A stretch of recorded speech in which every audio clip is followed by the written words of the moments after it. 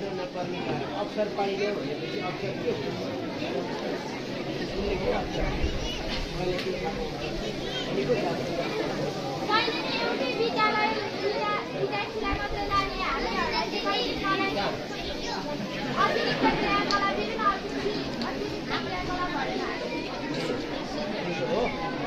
यसो हो भनेदेखि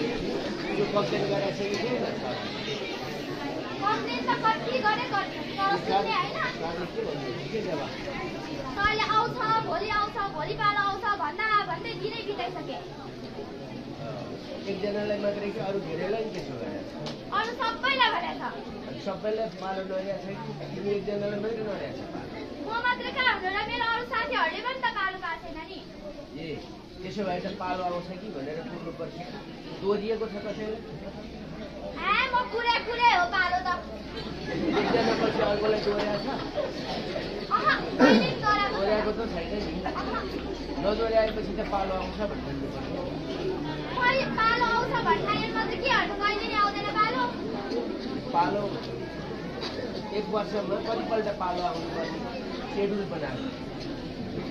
त्यो सेड्युल बनाएको कि छैन मलाई के थाहा त हो त्यसो भएदेखि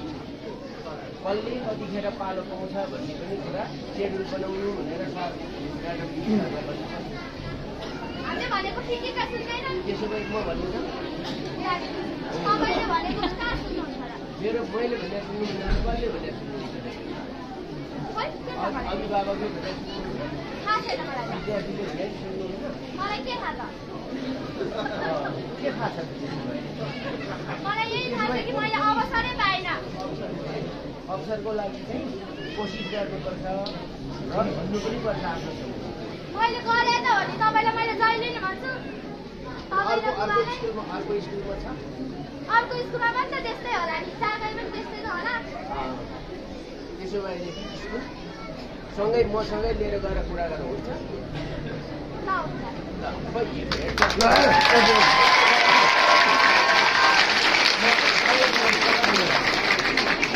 हामीले एक्स्ट्रा करिकुलम गर्न चाहन्छ तर उसको लागि के पालो आयो त्यसैले उसलाई स्कुल जानु पर्छ उसको पालो कहिले आउँछ यहाँ नडराइकन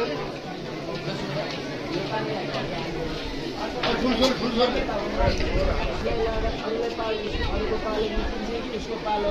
नमिचिन्छ भने उसको रोल क्रममा आउँछ कि अरूको पालो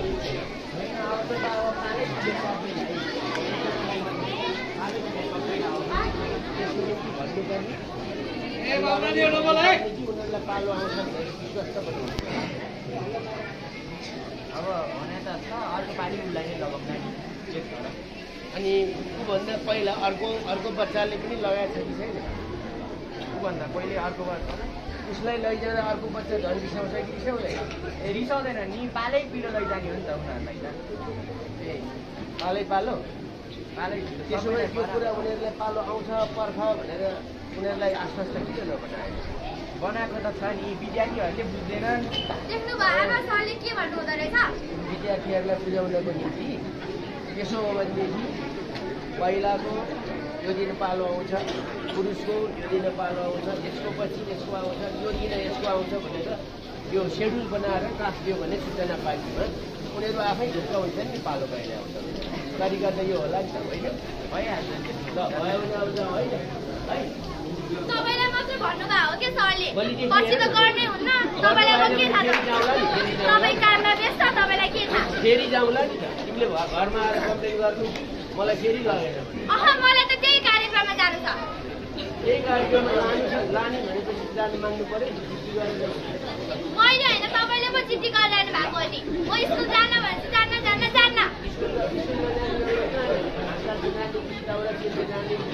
हुन्छ बरु म घाँसै काटौँला तर म स्कुल पिनिकै जान्न कसरी धेरै दिन्छ भनेर हस् मान्छेले हेर्दा त